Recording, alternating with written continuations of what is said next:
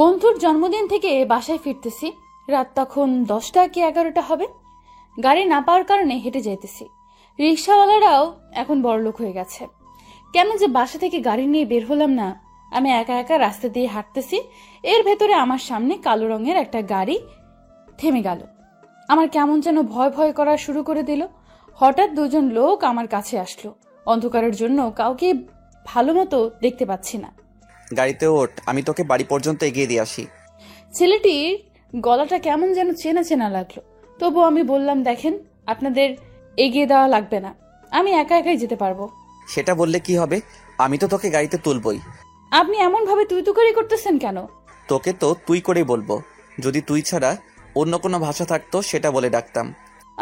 আপনি কে? আমাকে দেখাবো, তার আগে তোকে যেটা বলছি সেটা কর। আমি আপনাদের কাউকে চিনি না, আমি আপনাদের সাথে যাব না। দোস্ত, এত তেল ভেজা ভেজা ওঠানো লাগবে না, তুই এটা ওর মুখে ধর। দে। তারপর আমি ওর কাছাকাছি চলে আসি। দেখেন, কাছে আসবেন না বলে দিলাম। কিন্তু কিছুক্ষণ পরে সে এসে আমার মুখে কি যেন ধরলো, আর আমি অজ্ঞান হয়ে তার কোলে ঢলে পড়ে যাই। ওকে গাড়িতে তুল তাড়াতাড়ি। আর ওকে নিয়ে আমাদের পুরনো বাড়িতে চল। আমি ওকে নিয়ে গাড়িতে শুইয়ে দিলাম। তারপর সুমন গাড়ি চালানো শুরু করে দিল। দেখ আবির, কোনো ভয় করবি না, তোকে যা যা করতে বলেছি সেটা করবি। সুমন, এটা করা কি ঠিক হবে? ও যা যা তোর সাথে করেছে তা কি তুই এত তাড়াতাড়ি ভুলে গিয়েছিস? না, কিছুই ভুলিনি। আমি ওকে নিয়ে ওদের বাড়িতে চলে গেলাম। তারপরে ওকে খাটে শুইয়ে দিলাম। মাথাটা ব্যথা করতেছে। আমি কোথায় আছি? চোখ খুলে দেখি একটা বাড়িতে আছি। চারদিকে ছোট ছোট নীল, লাল, সবুজ বাতি। রুমটা অনেক সুন্দরভাবে সাজানো। আমি তা দেখে প্রচন্ড ভয় পেয়ে গেলাম। আমি বলা শুরু করে দিলাম, কে কে আছেন, আর আমাকে এখানে কেন এনেছেন? কেন? হঠাৎ কারো গলা শুনতে পেলাম। তাহলে তোর ঘুম ভাঙছে? আপনি কে? সামনে আসছেন না কেন? আমি এসে সাদা বাতিটা জ্বালিয়ে দিলাম। তোর বাচ্চা তুই? তাহলে তুই আমাকে এখানে এনেছিস? তোকে আমি বাড়ি ছাড়া করেছি, সেটা কি তোর মনে নেই? সবকিছু মনে আছে, তার জন্যই তো এই ব্যবস্থা। তুই সেদিন আমার নামে ধর্ষণের অপবাদ দিয়েছিলি, তাই তোকে ধর্ষণ করে দেখিয়ে দিতে হবে না? আমি তোর নামে আবারও ধর্ষণের মামলা দেব। আমি খাট থেকে উঠে মারতে আসলাম। তোর এত সাহস? আমি ওকে ধাক্কা দিয়ে খাটের উপরে আবারও ফেলে দিলাম। তারপরে শার্ট খুলে ফেললাম। হারামির বাচ্চা, তুই আমার কাছে আসবি না বলে দিলাম কিন্তু। কাছে আসবো না? আমি এসে ওর দুহাত খাটের সাথে চেপে ধরলাম। আবির, আমার কিন্তু খুব লাগতেছে, ছাড় বলে দিলাম কিন্তু। লাগবেই তো, একটু পরে তো আরো লাগবে। এখন বল, তোর গায়ের জামা কাপড় তুই নিজের ইচ্ছেতে খুলে দিবি নাকি আমি খুলে নিব? তোর বাবা মা কি তোকে শিক্ষা দেয়নি? আগে তুই আমাকে একটু এখান থেকে বের হতে দে, তারপরে তো এই গ্রাম ছাড়া করবই তোকে, সাথে তোর বাবা মাকেও। একদম আমার মা বাবা নিয়ে কথা বলবি না। তুই আমার সাথে কি করেছিস সেটা আগে তুই ঠান্ডা মাথায় একটু ভাব। তুই ভিখারির বাচ্চা, তোর সাথে যা করেছি ভালোই করেছি। আবির, ছাড় বললাম কিন্তু। একবার যদি হাতটা ছাড়িস, তোকে আমি যে কি করব সেটা আমি নিজেও জানি না। আমি ওর হাত ছেড়ে দিলাম। ও আমাকে মারতে উঠে যায়। অমনি আমি ওর হাতটা ধরে ফেললাম। শোন, এতদিন তোর দিন ছিল, এখন থেকে শুরু হবে আমার দিন। তোর সব অত্যাচার এতদিন আমি মুখ বুজে সহ্য করে নিয়েছি, কিছুই বলিনি। আবির, আমাকে বাড়িতে যেতে দে। বাড়িতে যাবি? যা না। আমি উঠে মোবাইলটা বের করলাম। সেটা দেখে ও আমার মোবাইলটা জোরে আছাড় মারলো।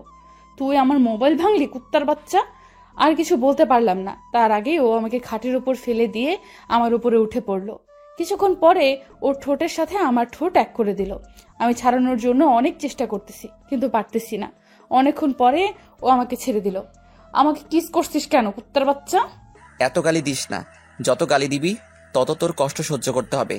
তোকে যদি আমি ফাঁসিতে ঝোলাতে না পারি, তাহলে আমি ফারজানা না। এখান থেকে আগে তো বাসায় ফিরে নে, তারপরে ভাববি এসব কথা। এখন আমি যেটা বলি সেটা কর। তুই সবকিছু খুলবি নাকি আমি খুলবো? আমি তোকে এসব কিছুই করতে দেব না। তাহলে দেখি, আমারই জোর করে খুলতে হবে। দেখ আবির, আমি কিন্তু ভালোই ভালোই বলতেছি, তুই কিন্তু বাঁচতে পারবি না। আগে বল, তুই আমার সাথে এমন কেন করলি? তোকে তো আমি ভালোবেসেছিলাম। তুই ভিখারির বাচ্চা, তোর সাথে এটা করা ছাড়া আর কি করব? তবে দেখ, এই ভিখারির বাচ্চার কাজ। আমি ওর জামা এক টান দিয়ে খুলে ফেললাম। সেটা দেখে ও চিৎকার দিতে লাগলো, কিন্তু আমি ওকে বেশিক্ষণ চিৎকার দিতে দেইনি। তার আগে চার ঠোঁট এক করে দিলাম। তারপরে হারিয়ে গেলাম মিলনে। কান্না করতে করতে সরে আসলাম। আমি ব্যথায় চিৎকার করতেছি। আবির, আমার অনেক কষ্ট হইতেছে, ছাড় আমাকে। যতক্ষণ আমার তৃপ্তি না মিটবে ততক্ষণ এভাবে সহ্য করতে হবে। একবার বাড়িতে যেতে দে, তারপরে তোর বাবা মাকে যে বলবো আপনাদের ছেলের জন্মের কি ঠিক নেই। আমি ওর গালে আবার দুটো চড় মেরে বললাম, তোকে আমি এখানার থেকে ছাড়ছি না। কেন, আমাকে কি তুই মেরে ফেলবি? মারবো না, তবে তোকে ধুকে ধুকে মারবো। আমাকে ছাড়, আমি আর পারতেছি না। আমার তৃপ্তি মিটিয়ে আমি ওয়াশরুমে চলে আসি। এর ভিতরে সুমন কল দিল। কাজ কত দূর? কাজ শেষ হয়েছে। তুই কি কাজী সাহেবকে নিয়ে এসেছিস? আর ফারজানার জন্য কিছু শপিং এনেছি, এগুলো তুই এখান থেকে নিয়ে যা। আমি ফ্রেশ হয়ে ওদের কাছ থেকে শপিংয়ের ব্যাগ নিয়ে আসলাম। তারপরে ফারজানার কাছে চলে আসি। এসে দেখি ও কাঁদতেছে। আমার সারা শরীর ব্যথা করতেছে। আমি কি করব বুঝতেছি না। আমাকে যেইভাবেই হোক না কেন এখান থেকে বের হতে হবে। ও এটা আমার সাথে কি করে করলো? সব কিছু প্রতিশোধ নিব। ওকে যদি আমি টুকরো টুকরো করে নদীতে না ভাসাতে পারি তাহলে আমি ফারজানা না।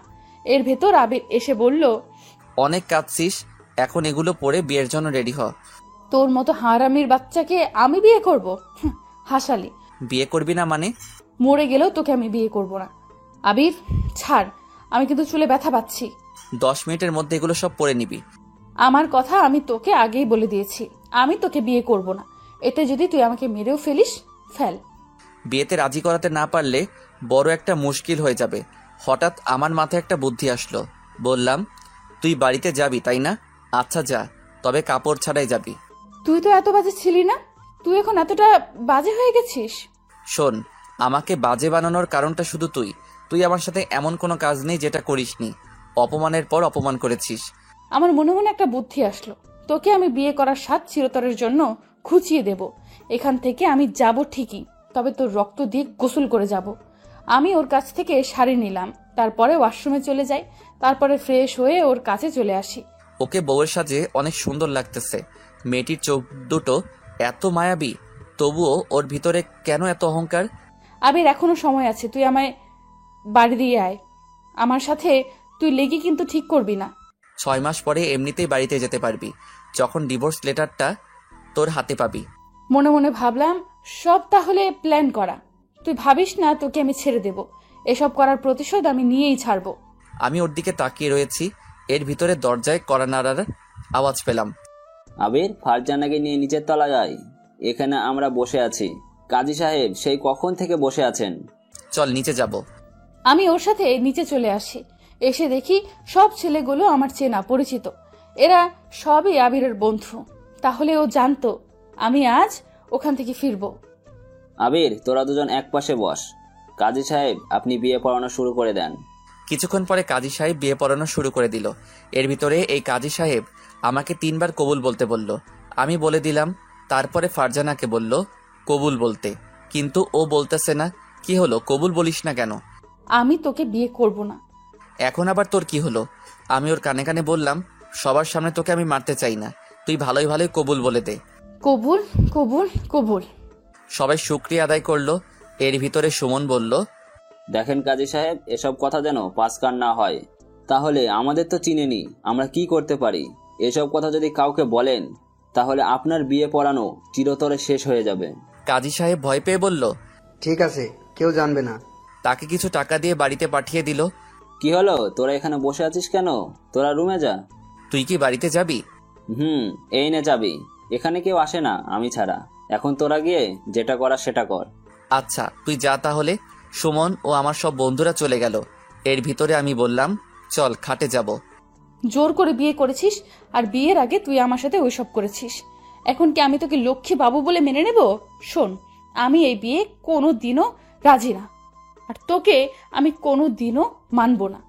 আমারও তো তোকে প্রয়োজন নেই। আমি শুধু তোকে বিয়ে করেছি একটা কারণে, শুধু তোর দেমাক আর অহংকার ভাঙবো বলে। তোকে আমি একসময় অনেক ভালোবাসতাম, এখন শুধু তোর প্রতি আমার ঘৃণা আর ঘৃণা। চল খাটে চল, অনেক রাত হয়ে গেছে। আমি অন্য রুমে যাই। শোন, তুই এখন আমার বিয়ে করা বউ, সো তুই এখন আমার সব কথা শুনে চলবি। শুনবো, তোর সবই শুনবো, যখন তোকে চিরতরে ঘুমিয়ে দিতে পারবো তখন। আর তুই ভাবছিস কি আমি তোকে কিছুই করতে পারবো না? এগুলো আমি মনে মনে ভাবছি। এর ভেতর আবির আমাকে টেনে খাটে নিয়ে আসলো। আমি বললাম, আবির শরীরটা প্রচুর ব্যথা, আমি পারবো না আর। সেটা বললে তো হবে না, যেহেতু আমরা এখন বর বউ, ওসব তো এখন করতেই পারি। আর আজকে আমাদের বিয়ে হয়ে গেছে, এখন তোর বর চাই তোকে আদর করতে। ও এসে আমাকে জড়িয়ে ধরলো। আবির দেখ, এসব কিন্তু আমার খারাপ লাগে। কেন খারাপ লাগে? আমার আদর কি তোর ভালো লাগে না? আমি না তোর বর? এটা হয়তো সারা জীবন স্বপ্নই থেকে যাবে, কোনোদিনও পূরণ হবে না। আমি এসে ওকে খাটে উপরে চেপে ধরলাম। তারপরে যেটা হওয়ার সেটা হয়ে গেছে। ফারজানা কাঁদতে লাগলো। আমার কি, সেদিন আমিও এমনভাবে কাঁদছিলাম যখন ও আমার নামে চাচাকে এটা ওটা বানিয়ে বলেছিল। ওর চোখ দিয়ে পানি পড়তেছে, তাই আমি বললাম, একদম চুপ, একটু কাঁদবি না, আমার অনেক ঘুম পাইছে, আমি ঘুমাবো। কান্না করতে করতে বললাম, আবির আমাকে বাড়িতে দিয়ে আয়, আমি এখানে থাকলে মরে যাব। এত তাড়াতাড়ি? আরো অনেক কষ্ট সহ্য করতে হবে তোকে। কান্না করতে করতে বললাম, আমি আব্বুর সাথে কথা বলতে চাই, তারা আমার জন্য এখন চিন্তা করতেছে। আমি তোকে কথা বলতে দিব, আর তুই বলে দিবি যে আমি এখানে আসি। এখন যদি তুই সবকিছু বলে দিস, তাহলে আমার তো প্রতিশোধটাই নেওয়া হবে না। আবির, একটা বার কথা বলতে দে। চুপ কর, না হয় লাথি দিয়ে খাট থেকে ফেলে দিব কিন্তু। আমি চুপ হয়ে অন্য পাশে শুয়ে পড়লাম। শুয়ে শুয়ে ভাবতেছি কিভাবে ওকে খুন করা যায়। আমি এসব আনমনেই চিন্তা করতেছি। ফারজানা ঘুমিয়ে পড়ল। আমি ওর দিকে অনেকক্ষণ চেয়ে রইলাম। ওর কষ্ট দেখে আমারই অনেক কষ্ট লাগতেছে। ও আমাকে ভালোবাসুক বা না বাসুক, আমি তোকে ভালোবাসি, তাই আমার অনেক কষ্ট লাগতেছে। এখন আসুন পরিচয় দেবার পালা। আমি আবির, মাস্টার্সে পড়তেছি। আমরা অনেক গরিব, আমি গরিব ঘরের একজন সাধারণ ছেলে। আর এতক্ষণ যার সাথে এত সব করলাম, সে হলো অহংকারী একটা মেয়ে। সবচেয়ে বড় কথা হলো আমি ওর চাচাতো ভাই। আমি ওকে আমার জীবনের থেকেও বেশি ভালোবাসতাম। ছোটবেলায় আমি যখন ক্লাস 6-এ পড়ি, তখনও একদিন বলেছিল যে, আবির, এই পুতুল বাবুটা আমাদের দুজনের। তখন আমি হাসি দিয়ে বলছিলাম, ছোট সময় এও বেশি অহংকারী ছিল না, অনেক ভালো ছিল। যখন আমরা এসএসসি পাশ করে কলেজে উঠব, যেই সময় ও পড়তে বাহিরে চলে যায়, সেই দিন অনেক কেঁদেছিলাম। যাকে এতটা ভালোবাসি, তাকে ভালোবাসার কথাটা জানাতেও পারলাম না। ও যাবার পরে আমি প্রতিদিনই ওকে নিয়ে ভাবতাম, আর ওকে নিয়ে ডায়েরি লিখতাম। এভাবে কেটে যায় অনেকটি বছর, 7 বছর কেটে যায়। আমি এখন মাস্টার্সে পড়ি। আমি ওকে মাঝে মাঝে কল দিতাম, কিন্তু ধরতো না। আমি ভাবতাম ও হয়তো পড়ালেখা করে বিজি, তাই কল রিসিভ করে না। আসলে ও লেখাপড়ায় অনেক ভালো। এভাবে আরও অনেক দিন কেটে গেল। তখন 2020 সাল। একদিন রাতের বেলা আমি ওকে নিয়ে ডায়েরি লিখতেছি, আর ভাবতেছি, কবে তুমি আসবে? আমি তো তোমাকে না দেখে থাকতে পারতেছি না, খুব মনে পড়ে তোমাকে। এর ভিতরে আম্মু আসলো আমার কাছে। আবির, একটু আগে তোর চাচা এসেছিল। ফারজানা কালকে বাড়িতে ফিরতেছে, তাই তুই আর তোর চাচা ওকে গিয়ে নিয়ে আনতে যাবি। ও আসবে সেটা শুনে আমার মনটা খুশিতে ভরে যায়। আমি আম্মুকে বললাম, ঠিক আছে। আম্মু চলে গেল। পরের দিন আমি চাচার বাড়িতে এসে পড়ি। আসতে ওঠ গাড়িতে। আমি গাড়িতে উঠে পড়ি। কিছুক্ষণ পরে চাচা গাড়ি চালানো শুরু করে দিল। বেশ কিছুক্ষণ পরে এয়ারপোর্টে এসে পৌঁছালাম। আবির, ওর আসতে এতটা লেট হচ্ছে কেন? তুমি কোনো চিন্তা করো না, কিছুক্ষণ পরে এসে পড়বে। আমারও ওকে দেখার জন্য মনটা কেমন কেমন যেন করতেছে। অনেকক্ষণ পরে দেখতে পেলাম ফারজানা আসতেছে। আগের চেয়েও ও অনেক সুন্দর হয়ে গেছে, তাই আমি আর চাচা ওর কাছে দৌড়িয়ে গেলাম। আব্বু, কেমন আছো? তুমিও না কেমন, সাথে করে ভিখারির বাচ্চাকে নিয়ে আসা আগে। ওর মুখে এই কথা শুনে চোখ দিয়ে 2 ফোঁটা পানি গড়িয়ে পড়ল। ও আজ আমাকে এটা বলে অপমান করবে, সেটা আমি জীবনেও ভাবতে পারিনি। ফারজানা, এগুলো তুই কি বলতেছিস? তো তোর চাচাতো ভাই। আমি ওকে চিনতে পেরেছি, তাই তো বললাম, চলো বাড়িতে যাব। আব্বু আমাকে গাড়িতে নিয়ে বসে পড়ে। আবির, কি হলো? গাড়িতে বসছিস না কেন? ও যাবে কোথায়? ও আমাদের সাথে যেতে পারবে না। ও গেলে আমি যাব না। তো ও যাবে কিসে? সেটা আমি জানি না। আমার একটাই কথা, ও আমাদের সাথে যেতে পারবে না। ও যদি যায়, তাহলে আমি এক্ষুনি আবার যেখান থেকে এসেছি সেখানে চলে যাব। ফারজানা, ও তো তোর চাচাতো ভাই, ভুলে গেছিস? তোরা ছোটবেলা থেকে একসাথেই বড় হয়েছিস। তোর কি কোনো কিছু মনে নেই? আমি থাকবোই না আর এখানে, চলে যেতেছি। মাথাটা পুরো নষ্ট করে দিতেছ কিন্তু। আর শোনো, ছোটবেলায় কি না কি হয়েছে সেটা এখনো মনে রাখতে হবে। আবির, এই নে টাকা, তুই অন্য একটা গাড়িতে চলে যা। থাক, লাগবে না, আমার কাছে টাকা আছে। আচ্ছা, তাহলে আমরা যাই। আব্বু, তুমি গাড়ি চালাবা, আম্মুকে দেখি না কত বছর। ফারজানা ও চাচা চলে গেল। আমারও মনটা খারাপ হয়ে গেল। আমি একটা গাড়িতে উঠে পড়ি। গাড়িতে বসে ভাবতেছি, ও এতটা পরিবর্তন হয়ে যাবে সেটা আমি কোনোদিনও ভাবতে পারিনি। ওর কি আমার কথা মনে নেই? সব কিছুই কি ভুলে গেছে? আমি বাসায় এসে পড়ি। তারপরে শুয়ে শুয়ে অনেকক্ষণ কাঁদলাম। কিছুক্ষণ পরে আম্মু আসলো। আবির, ফারজানা এসেছে? আমি চোখ মুছে বললাম, হুম। কি হলো, তোর মন খারাপ নাকি? এমনভাবে কথা বলতেছিস কেন? আম্মু, আমরা কি সত্যি ভিখারি? কে বলেছে তোকে এসব কথা? আমি কিছুক্ষণ চুপ করে বললাম, ফারজানা। দেখ বাবা, ওদের পরিবার অনেক বড় লোক, আর আমাদের ছোট পরিবার। ওদের চেয়ে আমরা অনেক গরিব। আর ফারজানা তোকে এমন কথা বলছে কেন? তুই কি ওকে কিছু বলেছিস? না আম্মু, একেবারে শুধু শুধু বলেছে। ওর সাথে তুই আর কোনো কথা বলবি না। আম্মু, আমি কি ওর সাথে কথা না বলে থাকতে পারবো? আমি তো ওকে ছোটবেলা থেকেই ভালোবেসে এসেছি। কি বলিস এসব? আগে তো বললি না। দেখ বাবা, ওরা অনেক বড় লোক, আমাদের পরিবারের সাথে ওদের খাপ খায় না। তুই ওকে ভুলে যা। এটা বলে আম্মু চলে গেল। আমি মনে মনে বলতে লাগলাম, আমি কি ওকে ভুলতে পারবো? তখন আমি ঘুমিয়ে পড়লাম। আমি বাসায় এসে ফ্রেশ হয়ে নিলাম, তারপরে সবার সাথে খেয়ে নিলাম। কিছুক্ষণ পরে আমি আব্বুর কাছে চলে আসি। আব্বু, আমি আর ইউকে পড়তে যাব না, মাস্টার্স এখানেই বসেই কমপ্লিট করব। ওখানে আমার আর ভালো লাগে না। আচ্ছা, কালকে আবিরকে বলিস, ও তোকে ভর্তি করিয়ে দিবেনি। তুমি সব জায়গায় ওই ভিখারির বাচ্চাকে টানো কেন? ফারজানা, এসব কি ধরনের কথা বলতেছিস? আব্বু, আমি যা বলি ঠিকই বলি। ওরা ভিখারি ছাড়া আর কি। আর শোনো, আমাকে কালকে তুমি নিয়ে যাবা কলেজে। আচ্ছা, যাব। তার আগে তুই তোর কাকিমায়ের সাথে দেখা করে আয়। ওয়াক্থু, ওই বাড়িতে যাব আমি? জীবনেও না। আমি আমার রুমে চলে আসি আর জানালা দিয়ে তাকিয়ে রইলাম বাহিরের দিকে। বিকেলবেলা চাচাই ফোন করে বলে তাদের বাড়িতে আসতে, তাই আমি তাদের বাড়িতে চলে আসি। হঠাৎ একটা রুমে চোখ পড়ল। দেখতে পেলাম ফারজানা ঘুমিয়ে আছে, তাই আমি ওর খাটে গিয়ে বসি। ওকে ঘুমের ভিতরে পিচিদের মতো লাগতেছে। হঠাৎ ফারজানার ঘুমটা ভেঙে গেল। কুত্তার বাচ্চা, তুই আমার বেডরুমে কি করিস? এটা বলে ফারজানা এসে আমার গালে ঠাস করে একটা চর মারলো। চরটা অনেক জোরে মেরেছে। তুই আমাদের বাড়িতে আসছিস কেন? ফারজানা, তুই কি আমাকে ভুলে গেছিস? তোর কি আমার কথা একটু মনে নেই? কেন তোকে আমি মনে রাখতে যাব? আমি আবার ভিখারিদের মনে রাখি না। তুই এখান থেকে যাবি নাকি ঘাড় ধাক্কা দেব? আমার আবার একটু রাগ বেশি, তাই আমি রাগ আর কন্ট্রোল করতে পারলাম না। আমিও ওর গালে একটা চর লাগিয়ে দিলাম। কুত্তার বাচ্চা, তুই আমার গায়ে হাত তুললি? আর কোনো দিন কেউ আমার গায়ে হাত তুলেনি, আর তুই আজকে তুললি? তোকে আজ আমি শেষ করে দেব। আমি ওখান থেকে বের হয়ে আসি। তারপরে বাড়িতে চলে আসি। শুয়ে শুয়ে ভাবতেছি ওকে এইভাবে চর মারা ঠিক হয়নি। কালকে না হয় ওকে সরি বলবো। ও তো আমাকে অপমান করেছে। পরের দিন কলেজে এসে পড়ি। এসে মন খারাপ করে কলেজে বসে আছি। এর ভিতরে সুমন আসলো। কিরে দোস্ত, কি হয়েছে? একা বসে আছিস যে? তোর তো চাচাতো বোনের সাথে থাকার কথা। ও আসছে সেটা তুই জানলি কিভাবে? সেদিন তো চাচার সাথে আসতে দেখেছি। এতদিন তো চাচাতো বোনকে নিয়ে অনেক কথা বললি। বাদ দে তো, ভালো লাগতেছে না। এর ভিতরে দেখতে পেলাম চাচার সাথে ফারজানা আমাদের কলেজের দিকে আসতেছে। মনে মনে ভাবলাম, ও কি আমাদের সাথে ভর্তি হবে নাকি? দোস্ত, ভাবি বলে ডাকবো নাকি? সুমন, তোকে আমি সবকিছু বলতেছি, প্লিজ ওকে কিছু বলিস না। ওকে, বল তাহলে। বলবো, বাট ছুটির পরে। আমি কলেজের ভিতরে এসে পড়ি। কিছুক্ষণ পরে দেখতে পেলাম ও ভর্তি হয়ে আমাদের ক্লাসে ঢুকে পড়লো। কিছুক্ষণ পরে দেখতে পেলাম কতগুলো ছেলেদের সাথে ও হাত মিলাতে লাগলো। ওদের এক একজনের বাবা কোটিপতি। আমার দেখে খারাপ লাগতেছে। আবির, দেখছিস ওই ছেলেগুলো কি বাজে? তোর চাচাতো বোন কিভাবে পারলো ওদের সাথে মিশতে? ওদের অনেক টাকা আছে, তাই হয়তো মিশেছে। মানে বুঝলাম না, একদিনেই এত কাছের বন্ধু হয়ে গেল? তুই গিয়ে ওদের সম্পর্কে ওর কাছে সব বল। সেটা বলে হয়তো আর কাজ হবে না। তোকে বলছি না, আমি সবকিছু বলবো কলেজ ছুটি হবার পরে। আমি ফারজানার কাছে চলে আসি। বললাম, ফারজানা, ওদের সাথে মিশিস না, ওরা অনেক বাজে। আমি কার সাথে মিশবো আর কার সাথে মিশবো না সেটা কি তোকে বলে দিতে হবে? তোর কথা শুনতাম যদি তুই আমাকে কালকে রাতে চড় না মারতি। আচ্ছা, তার জন্য আমি সরি, তবুও ওদের সাথে মিশিস না।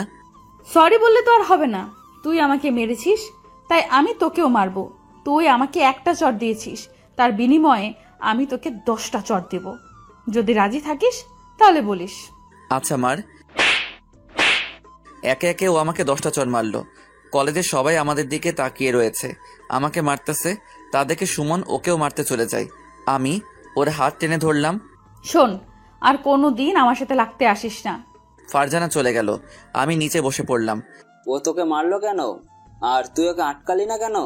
তারপরে সব ঘটনা আমি ওকে খুলে বললাম। তোর চাচাতো বোন এত নিচু? তা আমি জীবনেও আশা করিনি। চল বাড়িতে যাব। আমিও বাড়িতে চলে আসি। আসতে না আসতে আম্মু বলল, তোকে মারছে কে? আর তোর গালে তো লাল হয়ে আছে কেন? কে আবার মারবে শুনি? রোদের ভিতর থেকে এসেছি তাই গালটা লাল হয়ে গেছে। মনে তো হয় না। ফারজানা তোকে কি কিছু বলেছে? না, ও আবার কি বলবে? বাদ দাও তো। আমি রুমে এসে পড়ি। আমার সাথে ওর কিসের এত শত্রুতা, যার কারণে ও আমার সাথে এমন করে? হয়তো আমরা গরিব, তাই ও আমার সাথে এমন করে। আমার ভালোবাসাটা কি তাহলে মিথ্যা হয়ে যাবে? আমি আমার ভালোবাসাটা মিথ্যা হতে দিব না। পরের দিন কলেজে এসে দেখি ফারজানা সেই ছেলেগুলোর সাথে বসে আছে, তাই আমি ওকে ডাক দিলাম। কি হয়েছে, ডাকতে আসছিস কেন? তোকে আমি ওদের সাথে কথা বলতে বারণ করেছি। তুই কি আমার বয়ফ্রেন্ড যে তোর কথা শুনবো? দেখ, আমার বিষয়ে মাথা ঘামানো বন্ধ কর। কালকে তো তুই বললি যে ওদের কারোর সাথে আর কথা বলবি না। ওটা তো প্রতিশোধ নেওয়ার জন্য ছোট্ট একটা নাটক করতে হয়েছে। তুই আমাকে চর মেরে যাবি, আমি কি সবকিছু চেয়ে চেয়ে দেখবো? শোন, তুই আর আমার সাথে কথা বলবি না। ফারজানা চলে গেল। দেখতে দেখতে আরো কিছুদিন কেটে গেল। এতদিন ফারজানার সাথে কোনো কথা বলিনি। মাঝে মাঝে দেখতাম ওই ছেলেগুলোর সাথে ফারজানা দূরে দূরে ঘুরতে যেত। তা দেখে আমার অনেক খারাপ লাগতো। তাই ঠিক করলাম ওকে একবার প্রপোজ করব। তাই ফুল নিয়ে বসে আছি। আবির, প্রপোজ করা হয়তো ঠিক হবে না, ও তোকে চোখেই দেখতে পারে না। তবু একবার শেষ চেষ্টা করে দেখি। তুই যেটা ভালো বোঝ সেটা কর। ফারজানা আসার পরে আমি ওকে নিয়ে একটা ক্লাসরুমে চলে যাই। এক পর্যায়ে ও আসতে চাইছিল না, তবু আমি ওকে জোর করে নিয়ে এসেছি। আমাকে জোর করে তুই এখানে নিয়ে আসলি কেন? ফারজানা, আমি তোকে ভালোবাসি, সে অনেক আগে থেকে। ছোটবেলার কথা তুই ভুলে গেলেও আমি ভুলিনি। সেই ছোটবেলা থেকে আমি তোকে ভালোবেসে এসেছি। আমি তোকে হারাতে চাই না, তাই আজকে বলে দিলাম। তোর মতো ছেলেকে আমি ভালোবাসতে যাব? শোন, তুই ভিখারি। আমি তোকে ভালোবাসি না, শুধু ঘৃণা করি। আমি আস্তে আস্তে ওর কাছে চলে আসি। ফারজানা, আমি তোকে ছাড়া বাঁচবো না, অনেক ভালোবেসে ফেলেছি। এটা বলে ও আমাকে জড়িয়ে ধরলো। আবির ছাড়, না হয় আমি কিন্তু চিৎকার করব। আমি ছাড়বো না, বল না তুইও আমাকে ভালোবাসিস। আমি ওকে ধাক্কা দিয়ে ছাড়িয়ে নিলাম। বললাম, শোন হারামির বাচ্চা, তুই আজকে আমাকে জড়িয়ে ধরে ঠিক করিসনি। এর জন্য তোকে অনেক দুঃখ পোহাতে হবে, মনে রাখিস। আমি আর ওখানে দাঁড়ালাম না, ওখান থেকে বাড়িতে চলে আসি। ও আমাকে জড়িয়ে ধরেছে। হারামির বাচ্চাকে যদি আমি বাড়ি না ছাড়া করতে পারি, তাহলে আমিও ফারজানা নই। আমি মনে মনে ভাবা শুরু করে দিলাম, কি করা যায়, কিভাবে সম্ভব। হঠাৎ আমার মাথায় একটা বুদ্ধি আসলো। আজ রাতে যা হওয়ার হবে। রাতের বেলা আব্বুর কাছ থেকে আবিরের নাম্বার নিয়ে ওকে কল দিতে লাগলাম। হ্যালো, কে? আমি ওকে মিষ্টি করে বললাম, আমি ফারজানা। আবির শোনো, তুমি আমাদের বাড়িতে এখনই চলে আসো, তোমার সাথে আমার কথা আছে। আর আজকের ব্যবহারের জন্য আমি সরি। এতে সরি বলার কি আছে? আমি তোর সাথে রাগ করিনি। রাগ না করলে তাড়াতাড়ি আমাদের বাড়িতে চলে আসো। আমি রাতের বেলা চলে আসি ওদের বাড়িতে। আমার রুমের ভেতরে ঢুকো। আমি ওর রুমের ভিতরে ঢুকে পড়ার পর ও দরজাটা আটকিয়ে দিল। আমাকে তুই ভালোবাসবি, তাই না? তোর এই ভালোবাসাকে আজ আমি চিরতরে শেষ করে দিতেছি, দাঁড়া তুই। আমি ওকে গিয়ে জড়িয়ে ধরে চিৎকার দেওয়া শুরু করে দিলাম। ফারজানা, এভাবে চিৎকার দিতেছো কেন? আব্বু, তুমি কই গেলা? ও আমাকে শেষ করে দিতেছে। কিছুক্ষণ পরে কাকা কাকিমা আসলো। তারা এসে ডাক দিতে লাগলো। ফারজানা গিয়ে দরজা খুলে দিল। দেখো না আব্বু, ও আমার সাথে জোর করে কি সব করতে চেয়েছিল। আবির, তুই এখানে কি করে? আমি বলতেছি, ও আসলে আমার খাটের নিচে লুকিয়ে ছিল, আর সুযোগ পেয়ে আমার সাথে যা খুশি সেটা করতে চেয়েছে। আমি কি বলবো বুঝতেছি না। ওর কথাগুলো আমি শুধু শুনতেছি। আমি কিছু বলার ভাষা হারিয়ে ফেলেছি। কিছুক্ষণ পরে চাচা এসে আমার গালে দুটো চড় মেরে বলল, তুই আর আমাদের বাড়িতে আসবি না। আর তোর আব্বুকে আমি এখনই জানাচ্ছি এসব। কান্না করতে লাগলাম। আমি আর ওখানে দাঁড়ালাম না, চলে আসি। বাড়িতে আসার সাথে সাথে আব্বু বাড়িতে এসে আমাকে দুটো চড় মেরে বাড়ি থেকে বের করে দেয়। কিন্তু আম্মু এসব কথা বিশ্বাস করেনি। আম্মু অনেকবার আমাকে বাড়িতে থাকতে বলে, কিন্তু আমি থাকিনি। সেই দিন মন চাইছিল মরে যাই। এরপর আমি রাস্তায় বসে আছি, এমন সময় সুমন আসলো ওর বাইক নিয়ে। চল আমাদের বাড়িতে, তোর আম্মু আমাকে সব বলেছে। আমি কোথাও যাব না, আজকে আমার শেষ দিন, আমি আর বাঁচতে চাই না। শালা, তোকে কিন্তু আমি মেরেই ফেলবো। আমি ওর সাথে ওদের বাড়িতে চলে আসি। এখানে অনেকদিন থাকার পরে আম্মু আমাকে ফোন দিয়ে বলে বাড়িতে আসতে, কিন্তু আমি আসিনি। তারপরে সুমন একদিন একটা বুদ্ধি দিল, ওকে ওর পাপের শাস্তি দিতে হবে। আমি প্রথমে রাজি ছিলাম না, তারপরে ও অনেকবার বলার পরে আমি রাজি হলাম। তারপরে ঘটনা তো আপনারা জানেনই। ওকে আমি এখানে তুলে নিয়ে আসি। এর ভিতরে ও নাকি আমার আম্মুর সাথে খারাপ ব্যবহার করেছে, সেটা আম্মু সেদিন আমাকে কাঁদতে কাঁদতে বলছিল।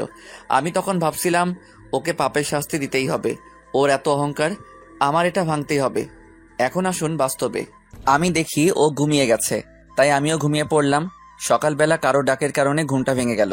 আবির, দরজা খোল, আর এসব নে। আমি এসে দরজা খুলে দিলাম, তাকিয়ে দেখি ও আমাদের জন্য খাবার নিয়ে এসেছে। এসব খেয়ে নে। আয় ভিতরে আয়। ওকে ভিতরে নিয়ে ফারজানাকে ডাকা শুরু করে দিলাম। এই ফারজানা, ওঠ, অনেক ঘুমিয়েছিস। আমি ঘুম থেকে উঠে পড়ি। ফ্রেশ হয়ে এসব খেয়ে নে। আর শোন, আজকে থেকে তোর নিজে নিজে রান্না করতে হবে। আমি রান্না করতে পারি না তো, আর আমি কখনো রান্নাও করিনি। পারো না, শিখতে হবে। যা পারবি তাতেই হবে। আর ঘর মুছবি, বাসন মাজবি, জামা কাপড় কেচে দিবি। একটা সংসারে যা যা কাজ আছে সেটা তুই করবি। আমি কিছু করতে পারবো না। না পারলে তখন দেখবি আমি কি করতে পারি। এর ভিতরে মোবাইলটা বেজে উঠলো। তাকে দেখি আম্মু কল দিয়েছে, তাই আমি মোবাইল নিয়ে বাইরে চলে যাই। ফোন রিসিভ করার পরে, আবির, এদিকের খবর জানো কিছু? ফারজানাকে কোথাও খুঁজে পাওয়া যাচ্ছে না। ওর বাবা মা ওর জন্য খুব কান্না করতেছে। আমি আম্মুকে মিথ্যা বললাম। আম্মু, ওর খবর আমি কিছুই জানি না। ওর কোনো খবর পেলে আমাদের জানাস। আর তুই বাড়িতে আসবি না? আসবো কিছুদিন পরে। আম্মুর সাথে আরো কিছুক্ষণ কথা বলে ফোনটা কেটে দিলাম। আমি আবার রুমে চলে আসি। তারপরে ফারজানাকে বললাম, ফারজানা, আমি বাইরে যাইতেছি, এসে দেখি যেন সব কাজ শেষ হয়েছে। ঠিক আছে আবির, চলো। যাওয়ার সময় দরজাটা তালা মেরে গেল। আমাকে তুই দাসী পেয়েছিস। এখন যদি এখানে বিষ থাকতো, আমি তোর খাবারে বিষ দিয়ে দিতাম। হঠাৎ দেখতে পেলাম একটা ছুরি। মনে মনে ভাবলাম এই ছুরিটি রাতে কাজে লাগবে। আমি ছুরিটি গিয়ে বালিশের নিচে রেখে আসলাম। আজকে তোর দিন শেষ। আমাকে তুই যত অত্যাচার করেছিস, আজকে এই প্রতিশোধ নেওয়ার পালা। আমি সব কাজ করা শুরু করে দিলাম। আবির, এখন তুই কি করতে চাস? আমাকে তুই একটা চাকরি খুঁজে দিতে পারবি? একটা চাকরি আছে, তবে এখানে না, বিদেশে। ঠিক আছে, তাহলে আমি বিদেশেই যাব। ও আমাকে কোনো দিনও মানতে পারবে না। এখানে থাকলে শুধু শুধু আমি কষ্ট পাবো। তুই যেটা ভালো বুঝিস সেটা কর। চাকরিটার জন্য কিন্তু তোর 3 মাস অপেক্ষা করতে হবে। এতদিন? এতদিন এখানে থেকে ওর সব আঘাতের প্রতিশোধ নে। দোস্ত, ওকে আঘাত করতে আমার অনেক কষ্ট লাগে। তাহলে ওকে এত সহজে ছেড়ে দিবি? দেখি কি করি। আমি ওর সাথে কথা বলে আবারও সুমনদের পুরোনো বাড়িতে চলে আসি। এই নাও, খেয়ে নাও। আমি খাবার খেয়ে চলে আসি রুমে। রাতের বেলা অনেক ঘুম পাইছে, তাই ভাবলাম তাড়াতাড়ি ঘুমিয়ে পড়ি। মন চাই ওকে জড়িয়ে ধরি, কিন্তু ওকে জড়িয়ে ধরে কি করব? ও তো আমাকে ভালোবাসে না। আমি চোখ বুজে নিলাম। ও ঘুমাবে কখন? দেখি কিছুক্ষণ পরে ঘুমিয়ে পড়লো। আমি আস্তে আস্তে ছুরিটা বালিশের নিচ থেকে বের করা শুরু করে দিলাম। তুই আমাকে অনেক জ্বালিয়েছিস, আজকে তোকে বাঁচাবে কে? আমি ছুরিটা নিয়ে ওর কাছে চলে আসি। আমার হাত কাঁপতে লাগলো। কি হলো? এমন ভাবে হাত কাঁপতেছে কেন? কিছুক্ষণ পরে চোখ পড়লো ওর দিকে। কি সুন্দরভাবে ঘুমিয়ে আছে। ওকে মারা ঠিক হবে না। আমার মাথায় কিছু আসতেছে না। আমি আবারও ছুরিটা ওর পেটের কাছে নিয়ে আসলাম। আমার কেমন যেন লাগতেছে, চোখগুলো ঝাপসা হয়ে আসতেছে। আমার এমন কেন লাগতেছে? হঠাৎ ছুরিটা হাতে নিয়ে নিচে পড়ে যায়। শব্দের কারণে আবিরের ঘুম ভেঙে যায়। এই মাত্র কিসের শব্দ আসছিল জানি না। আমি দেখতে পেলাম ফ্লোরের নিচে একটা ছুরি ফেলানো। এখন বুঝতে পারলাম ও আমাকে খুন করতে যাচ্ছিল। আমি ছুরিটি উঠিয়ে ওর কাছে দিলাম। এটা দিয়ে আমি কি করব? এই মাত্র যেটা করতে চাইছিলি সেটা কর। আমি শার্ট খুলে বললাম, এই ছুরিটা যেখানে খুশি সেখানে ঢোকাতে পারিস। আমাকে মারলে তো তুই হ্যাপি। আচ্ছা, তুই আমাকে মেরেই ফেল। শোন, আমি তোকে মারতে চাইনি। ওকে মারার হলে অনেক আগেই এটা করতে পারতাম। আমি ওর হাত ধরে বললাম, প্লিজ আমাকে তুই বাড়ি দিয়ে আয়। তোকে আমি বাড়িতে দিয়ে আসতে পারবো না। তুই এখানে বসে বসেই পচবি। আমি শুয়ে পড়লাম। শুয়ে শুয়ে ভাবতেছি, যেভাবেই হোক না কেন আমার এখান থেকে বের হতে হবে। আমি দেখতে দেখতে 15 দিন কেটে গেল। আমি এখনো পর্যন্ত কারোর সাথে যোগাযোগ করতে পারিনি। একদিন দেখতে পেলাম আবির রুমে নেই, আর পাশে দেখতে পেলাম আমার মোবাইল ফোন। ওটা জোরে চাপ দিয়ে ধরলাম, দেখি মোবাইলটা খুলে কিনা। দেখি মোবাইলটা খুলে গেল। আমি তারপর আব্বুর নাম্বারে কল দিতে লাগলাম। কিছুক্ষণ পরে রিসিভ করলো। হ্যালো আব্বু, আমাকে এখানে থেকে নিয়ে যাও। আম্মু, তুই কোথায় আছিস? আব্বু, আমি আবির। আর কিছু বলতে পারলাম না। তার আগেই আবির আমার কাছ থেকে ফোনটা টেনে নিয়ে যায়। আমি মোবাইলটা এবার জোরে আছাড় মেরে চুরমার করে ফেলি। হ্যালো ফারজানা, কথা বলতেছিস না কেন? Hello hello. তুই কেন আমার সাথে এমন করতেছিস? আমি বাড়িতে যেতে চাই না।